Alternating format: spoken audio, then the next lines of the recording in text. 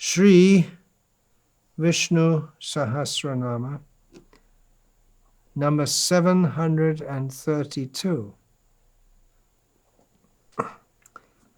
The name is Saha or Sa. It doesn't seem like a name. Sa is one of the most common words in Sanskrit. It means he or it. It doesn't sound like a name. It sounds like a pronoun, not a name. It's not an indefinite pronoun. We have indefinite pronouns. Anyone, something, but sa refers to something, an indefinite pronoun, specific, or someone specific. Now, if we take, sa can be translated into English as he or it, either. So it can be taken either personally or impersonally. And naturally, because for the impersonalists, to take the unnatural stance of denying and defying the Supreme Personality of Godhead is so deeply encrusted in their personality, engraved in their personality, that it seems natural for them to take it impersonally. But this is Vishnu Sahasranama. Vishnu is a person. Now, the impersonalists, they deny personality. Even in the glaring obviousness of Vishnu Sahasranam, glorifying Vishnu, ultimately they want to deny the personality and take Sa to be impersonal. But no, it's he. It is he. He is the one. Who are we talking about? It is he. It is Vishnu who is glorified by these 1,000 names and by so many other names. What else is there? How dull-headed can you be to deny the personality of he whose personality is glorified in 1,000 names and 1,000,000 names and a zillion names? It's he. It's not you. You want to take that I am Narayana. You're not Narayana. You're a rascal for even thinking that you can be, or that you are, you want to rise up to the platform of Narayana or pull him down to your platform, but there's no way. You are not. You can never be. Vishnu Sahasranam is eternal, as Vishnu is eternal, as the Vedas are eternal. He is eternally supreme. We are eternally subordinate. Related with him, yes. Inseparable from him, yes. Mamai vangsho jiva loke jiva bhuta sanatanaha. We are inseparable from him, but we are not him. It is he. He is the one. We just had the name. Ekaha. And the impersonalists take that to be something impersonal. But it's not. Eko bahunam yo vidathati kaman. He is the one. Therefore, Chaitanya Mahaprabhu, after returning from Gaya, after being initiated in Krishna mantra, he came back and he resumed his teaching in his school, but then he explained every word, every letter to refer to Narayana. Every letter is dependent on him and ultimately indicates him. So how many names does he have? How many letters are there? And every letter can be understood in innumerable ways to indicate him. He is everywhere. He is in everything. Everything points to Him for one who has the eyes to see. Those eyes are given by hearing about Him from those who are His devotees. So sa, we may think, well, it's just just something to fill up the meter or something. No, it's not. It's very, very, very important. It's He, not we. It's He. We, yes, we exist eternally. Natve vahang jatu nasam. Natwang ne me janadipaha. Nachaiva. There's on the battlefield of Kurukshetra. Krishna said, yeah, you see all these kings? They've always existed. What do you mean they always existed? I was born, you were born, they were born, they'll die, we'll all die. No, we all existed. We're all eternal. The bodies you are seeing are not the reality. We're all eternal. But we're all eternally different to Narayan also. He is the one who is supreme. Have I said that 3 or 4 times already in the course of this short talk? I should say it again. It is He. He is Bhagavan. He is Purushottama. He is the Supreme Personality of Godhead. Not me, not you. It is He alone. Other ways this name can be understood. The common meaning of the word saha, he or it.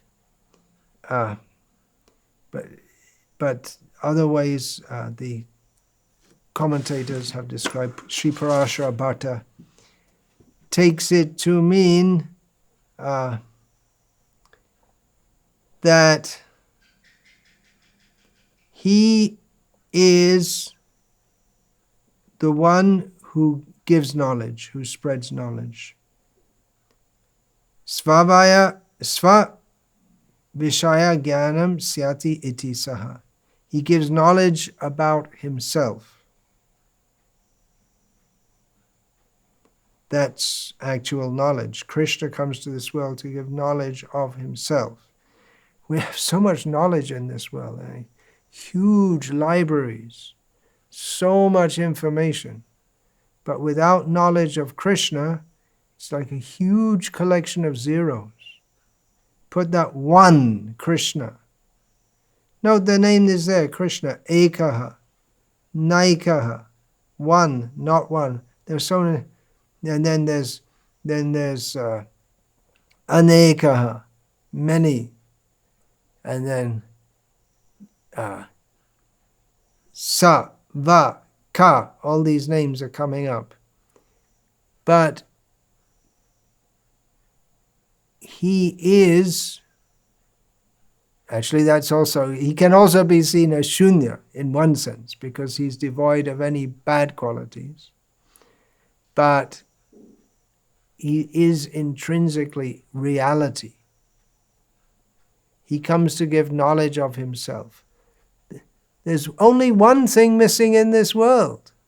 Well, there's so many things missing. There's love, and there's compassion, and there's understanding, and there's so many things are missing. But only one thing is missing, which is knowledge of Krishna, and He comes to give that. If we just know Krishna, that's all. That's all we need to know. He is Krishna, I'm not Krishna. He is supreme, I'm not supreme. He loves me, I don't love Him. What's wrong with me? Something's missing. There's a syllogism. We're missing one factor. That's what's missing. He is there, we're meant to love Him. Very simple to understand. And He explains it. And He explains it in so many complex ways, because people, if you just tell them Krishna's the supreme, someone's supreme, everything's running on, must be someone who's running it on. That person is Krishna. We can just accept it. But no, we're so complex, and we we're so proud of our big brains. We want to understand everything in so many details and try and understand down to the smallest, most subtle details. So Krishna gives all the Vedas. And then beyond the Vedas, there's conventional knowledge, Lokik, and people build up huge, huge libraries, and then at some point that's all destroyed. When civilization is destroyed, the libraries get burned. That's in Kali Yuga. One after another. Where? In Takshashila, in Nalanda, in Constantinople, the libraries are burned because the basis of the civilization is knowledge. But without knowledge of Krishna, it's an empty civilization. We think, oh, so great, big civilization, so much art, philosophy, science. The most revered person of the modern era, Albert Einstein, his knowledge, his intelligence. He didn't know. He didn't know Krishna. We know. We're more fortunate. A child can know. He comes to give knowledge. Thank you, Krishna. Even this Parashara Bhatta, of course, he represents the Sri Vaishnava Sampradaya. So they say that even from his childhood, he was giving knowledge of his supremacy to everyone. And as I was just discussing the other day, from the prayers in the Divya Prabandhams of the Sri Vaishnava Sampradaya of Periyalva, Vishnu Chitta, it describes the mood of a parent toward Krishna in Vrindavan. But from this Vaikuntha perspective, in which you're saying, oh, what a beautiful little boy, he's so nice, he's so sweet, he's so cuddly, he's cute, he's the one who's going to speak Bhagavad Gita, he's the one who's going to kill all the soldiers, he's the one who marries Satyabhama. So they have the idea that Krishna, even in his childhood in Vrindavan, gives knowledge of himself, of his supremacy, because they're in Vaikuntha Bhav. And we're not saying it's not true. But as far as we're concerned, we are initiated into the Vrindavan mood. That's what Chaitanya Mahaprabhu's teachings are, in which, there is knowledge of Krishna. He does give knowledge of his greatness, but he's not really trying to do that so much. It pops up time. It's hard to hide that he's the Supreme Lord.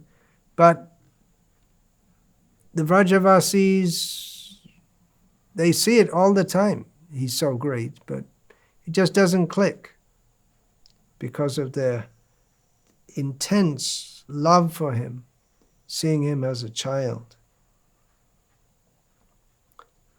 A similar meaning of the name Saha, he who is the final authority on all knowledge. He brings all knowledge comes to a conclusion when we come to Krishna. Searching, searching, searching. There is the idea among agnostic academicians that we have to be agnostic because we can't know everything. We can never come to a fully fixed conclusion about anything because we never know. We may find our ideas incomplete at some point, and then we may have to revise them because they had that experience so many times. The biggest shock from which science has not recovered came about 100 years ago, when it was supposed that what is now called Newtonian physics or classical physics, which it was supposed that these laws of motion and energy, they describe everything everything that is to be known about energy within the universe is described by these rules. And then they found, well, they don't work. And then they had to come up with different theories of relativity and quantum theory, and they still didn't get it worked out. It opened up a big can of worms, a big Pandora's box, which they're still trying to sort it all out. And they're probably more bewildered than they were 100 years ago, because the more they find out, the more questions are raised. So they're sure that there's no end to knowledge. And then you may think that now we got it all worked out, but then something else may come along and you find out, well, no, we didn't get it all worked out.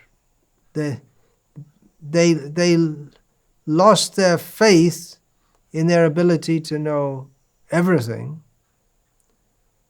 but at the same time they think that no one can know everything, but all you have to know is Krishna, that's all. Yo mameva samudho janati purushottamam sasarvavid bhajati mam sarva bhavena bharata. One who knows me, Krishna says, as the Supreme Personality of Godhead, knows everything in all respects. He knows everything? Yeah, well, all that we need to know. We don't need to know how to work out complex mathematical equations, pages and pages of equations to show that whatever we take to be pratyaksha, obvious perception, is actually not.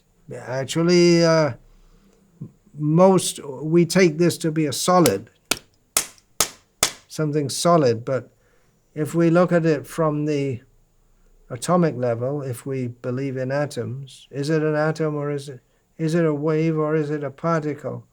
Well, it's mostly all empty space, right? And we got the mathematics to prove that. That's what you have to do. If you come up with a theory in physics or astronomy, you have to have the mathematics to prove it all. Yeah, so okay, Krishna, it's He. Okay, so does that qualify me to speak on astrophysics? Does anything qualify anyone to speak on astrophysics? Yeah, we can speak Bhagavatam 5th canto. Who will believe that? Ah, Vaishnavas, they will believe. So we just accept Krishna. He knows everything. We know Krishna, then we know everything. That's all. His knowledge is independent and unique. Janmadhyasya yatam ve'aditaratas chaste svabhignyasvarat. He creates, maintains, and destroys everything. He's conscious of everything directly and indirectly. Where did he get this knowledge from? Who taught him? Did he discover it? No. It's concomitant with him, eternally. The Vedas are eternal.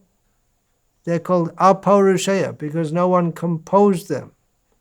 But at the same time, they emanate from Narayana and they're non-different from him.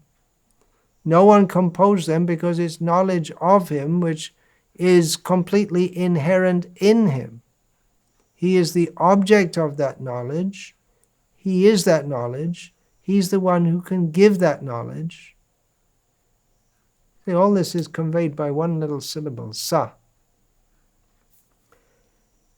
And there are seeming so many people in society, mostly when we think of the big brains of society who've shaped civilization, mostly the Western civilization, that means civilization. There was a TV series years ago on BBC called Civilization, and it was all about Western civilization. It was not about Indian civilization or Chinese civilization or the various civilizations that have been in Africa. Civilization means Western civilization. So many men of knowledge, Socrates and Plato and Aristotle and Galileo, Isaac Newton, Francis Bacon, Leonardo da Vinci, Albert Einstein, Niels Bohr.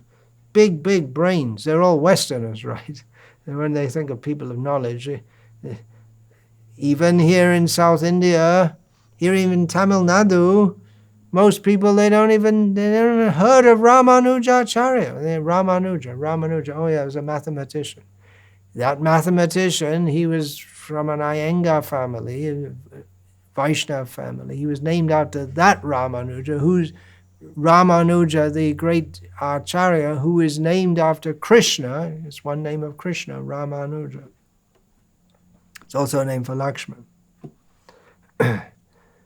So they don't know what knowledge is there. Even Indians don't know how much knowledge is there in their own tradition. There's a conspiracy going on to minimize that. But even despite all these people being so highly regarded, even today, hundreds of years after their deaths, in the case of some of the names which I mentioned, why are they so much lauded? Why are they considered so highly? These geniuses, called geniuses. And definitely intelligence is far more than mine or yours, unless you happen to be up in that region of intelligence. Matasmriti jnanam apohanam cha. Krishna gives intelligence. He takes it away. Einstein, what happened to him? Did he become a frog or a dog or that lizard clucking away in the background? He couldn't bring his intelligence with him.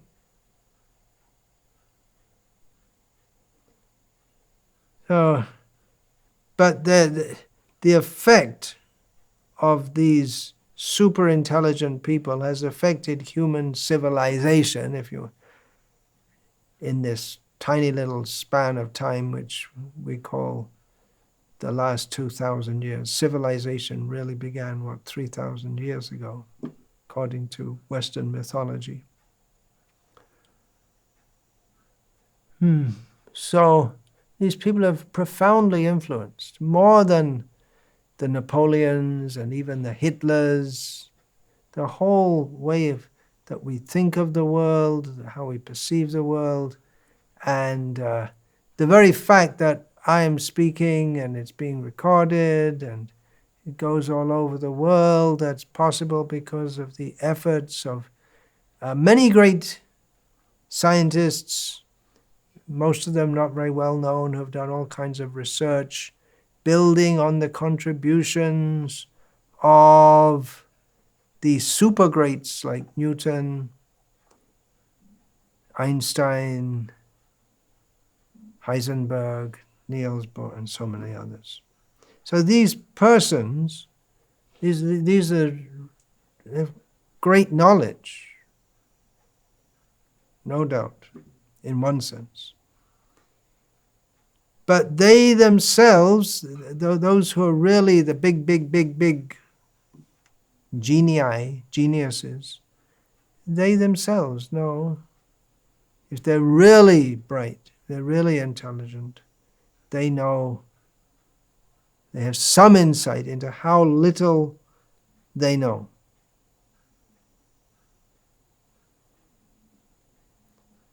To know,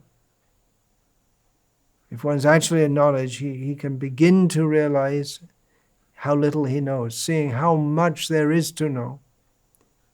And even if one is an expert in a certain field, just like Einstein was an expert in various fields in physics, but even his work has been developed and built upon.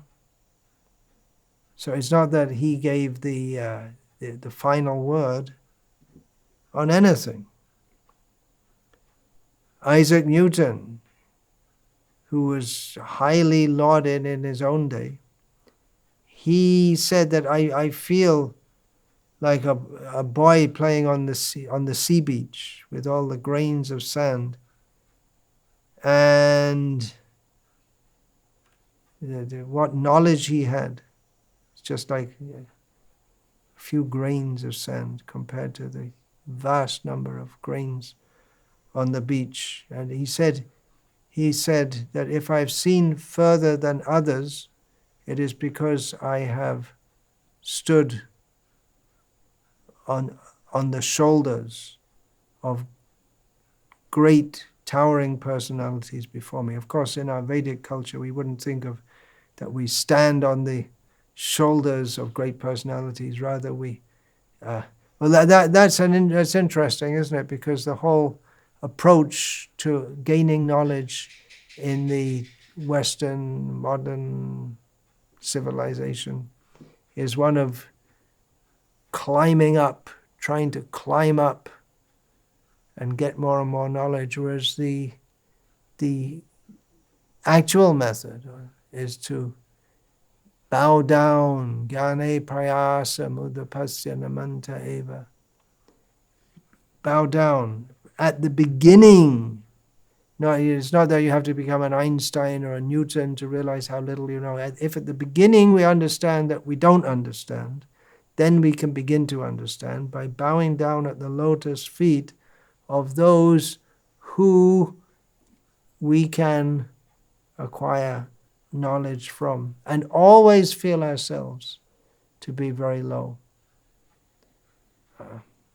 So by the ascending process of getting knowledge, we might come to the level of realizing that I'm very small.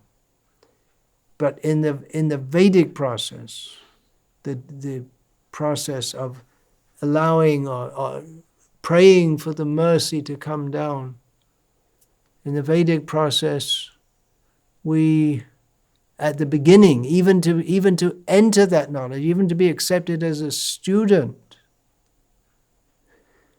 one has to be humble.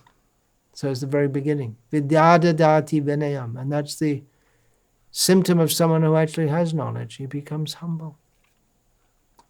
Doesn't think I'm so great. But actually does become great in human society, and then it's his duty to take a superior role to teach others. And in this way, the knowledge keeps on flowing down in human society. But who can be a guru? Guru means a teacher. He should teach. The student should become a teacher. There's so much, who can be a guru? But everyone who learns is supposed to be a teacher. Just like everyone who's born, they're supposed to become a parent. Of course, I'm a sannyasi, but I'm fulfilling a different role in society. Sannyasi in the Vaishnava tradition doesn't mean one who runs away from the world, but one who remains in the world to give to the world knowledge of Krishna. So it's just to perpetuate the human race, the child becomes a parent. To perpetuate the flow of knowledge, a student becomes a guru.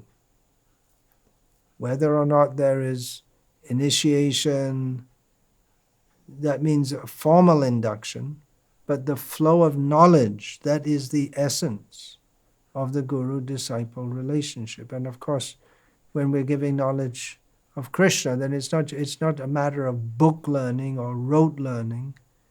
Then one has to teach by one's own example.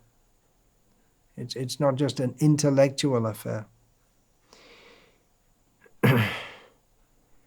But the knowledge which can be imparted right at the beginning, it's not that you have to go through all the Vedas, study Sanskrit and go through all the Vedas and Nyaya Shastra, Mimamsa, and then come to Vedanta.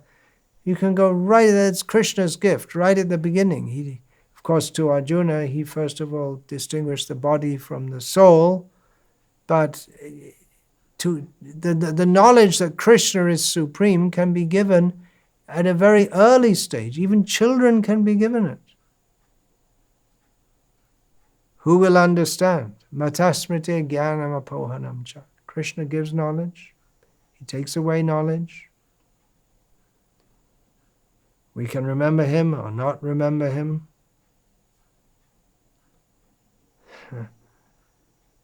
This is the point. Krishna he gives knowledge. We pray to him for knowledge. We should understand that he is the object of all knowledge. And to be knowledgeable of him, and of course to be knowledgeable of him is not just a matter of, again, getting some Bhakti Shastra degree or any such thing. It's to know him is to love him. And we can know him how? Bhaktya mama vijanati. By serving him with love. So it's a different approach to knowledge altogether. In the material field, no one can claim to have all knowledge. In the spiritual field also, only Krishna can have all knowledge. Even if you say that Einstein was such a genius in his field, physics, was he a genius in biology? Was he a brilliant cook? Was he a brilliant musician? Was he a brilliant geologist? Was he a brilliant oceanographer? And there are so many fields. If you might excel in one. And even then you only know a little bit about it. No one in this material world can know everything even about this material world. Even the demigods, whose their capacity for knowing, and Einstein looks like a little child in comparison with the kind of knowledge that the demigods can have automatically. But even their knowledge, muhyanti at suryaha, they don't know Krishna. They're bewildered by Krishna's energy. Lord Brahma creates this universe, and he oversees everything, and he knows what's going on in this universe to a large extent. But when he arose, his Padma Sambhava. He was born from the lotus on the navel of Mahavishnu. At that time he didn't know anything. Didn't know anything. And he was given knowledge. That's the purport of the name we're discussing. He was given knowledge by Lord Vishnu. That knowledge was granted to him. And specifically the knowledge of how he could create the universe. And he has to understand how it works in order to create it. If you have a whole bunch of car parts and you want to assemble it, you have to understand how, it's not just a matter of put this here, put this there. One has to understand how the car works. And then when you put it all together, you see if it's running properly.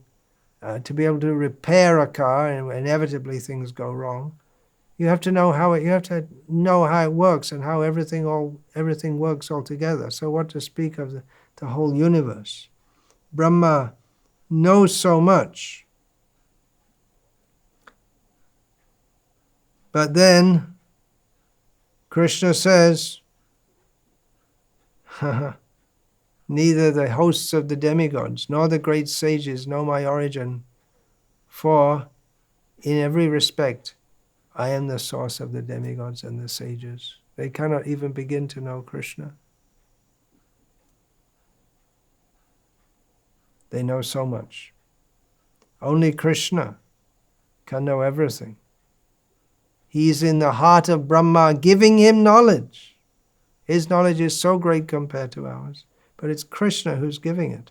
And it's Krishna who removes that knowledge when Brahma becomes bewildered about Krishna and takes him to be just some little boy and doesn't believe for a second that this is Narayana, the Supreme Lord.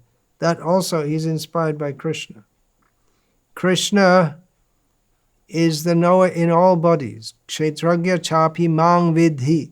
You should know that I am the knower in all bodies. We are kshetragna. We experience our one own body to some extent. That we also don't know everything.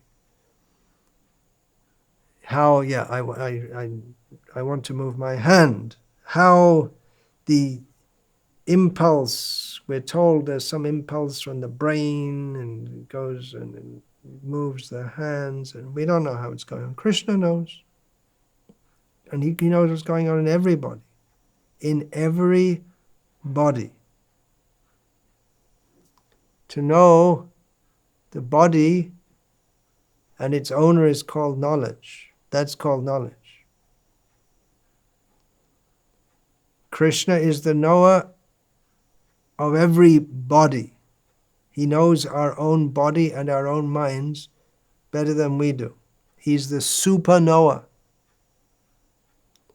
omniscient, all knowledge. He is addressed by Arjuna, Vetasi Vedyam. He is the knower and that which is to be known. Another meaning of Saha. It's a very big topic, knowledge, right? He who's the giver of knowledge. Knowledge is unlimited. How it is given? How it is given? How psychologists can say, how is it that children learn? How is it that they learn so many things so quickly? Muhyanti yat suryaha. These big psychologists, big scientists, they're like demigods to us, but they also are bewildered in knowing. So we won't pursue that now anymore at this point, because we'll just accept Krishna. He is the one who knows everything. He is the one to be known. He is the one who gives knowledge. It is He. Another meaning, it is He, Saha, who destroys all the obstacles on the path of His devotees. In this material world, there will be so many obstacles, even for devotees. But Krishna destroys them. He's the real Ganesh, in the sense that, well, Ganesh, he's also known as Vignesh, the Lord of obstacles. He destroys obstacles. But how he does that is described in Brahma Samhita. Yat pada pallava yugang vinithaya kumbha. Dvanve pranama samaye saganadhirajaha. Vignan vihanta manamasya jagat trayasya govindamadi purusham tamaham bhajami. Lord Brahma prays, I worship the primeval Lord Govinda. Ganesha always holds the Lord's lotus feet. This is particularly Nrsimhadev, the Lord's lotus feet upon the pair of tumalai protruding from his elephant head in order to obtain power for the function of destroying all obstacles on the path of progress in the three worlds. So Ganesh gets power to destroy all obstacles from the Supreme Lord Vishnu. And the Supreme Lord Vishnu is directly the destroyer of all obstacles on the path of spiritual progress for his devotees. Now, this name, Sah, means he, and that also is pointed out by the commentators to mean that he is easily accessible. He who is sought after by all the Vedas, who is the inscrutable, all-pervading Brahman, he is referred to as, it's he, by his friends, even by little boys in Vrajadham.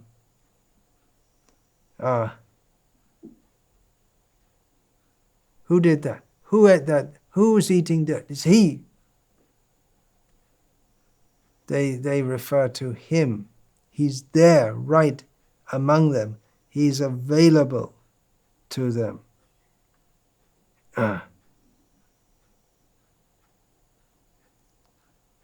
He is Krishna. Now another meaning, this is morphing into the next name. The next name is Va. But the two names, we have in Vishnu Sahasranama in the verse Sava. So this can be split and taken as two names, Sa and Va. And so far I've been discussing Sa as one name. But if we take Sava to mean one name, then the most obvious meaning, which is taken by Shankaracharya, takes Sava as one, means that he is, Sava literally means that time in the sacrifice, the Soma sacrifice, in which Somaras, a particular kind of juice, is offered. So Sava, Shankara takes this to mean that he is the Soma sacrifice personified. And Radha Krishna Shastri, a Vaishnav commentator, also takes it with a very similar meaning, that the Soma ras is extracted from the stems of the Soma plant. So it's something like sugarcane juice is extracted from sugarcane. And he takes it that just like the inner meaning has to be extracted from everything, well, just like sugarcane juice is extracted from sugarcane, or the example actually given here is the Soma ras is extracted from the Soma cane. So instead of just seeing the externals, we should find the inner essence, and that is Krishna. Sava can also mean he who is final knowledge, can be understood like that, which is, we've already discussed under Sa. And it also means, Sava also means he dwells everywhere. So in this week, there are many names like this we've already been through, Vishnu being the most obvious. Baladev Vidyabhushan, our Gauriya Vaishnav commentator, gives another meaning. He takes it as Sava, that he destroys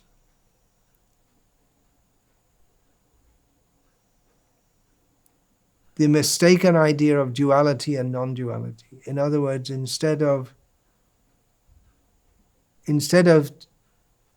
trying to insist on absolute non-dualism or absolute dualism, except he is dual and non-dual, both.